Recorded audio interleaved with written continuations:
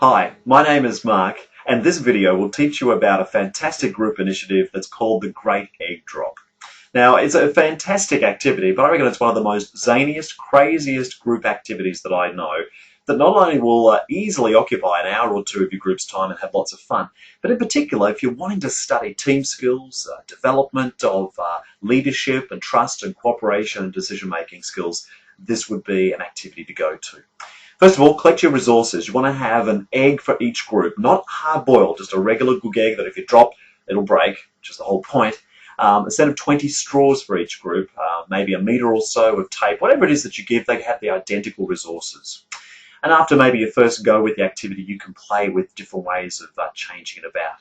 And the task for each group, and you might give them an hour or so, is to find some way of using the resources, particularly the tape and the straws, to create a craft, a vehicle that will transport the egg, generally the egg is on the inside of it, that when it's held about 3 metres above the ground and it drops to the ground, the egg will be saved. Now clearly it's not an easy exercise, and I reckon out of every 10 groups, maybe only 3 or 4 successfully manage to get the egg to the ground without it breaking.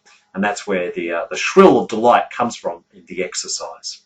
But a couple of things you want to note. One, you want to have a plastic sheet or something that when the eggs hit the ground, there will be a little bit of spillage, and you want to be able to clean it up carefully. So don't put it on carpet, but someplace where it's definitely hard, too spongy, or even outside, it's possible the egg won't break. So a hard surface, but something on the top to help you clean it.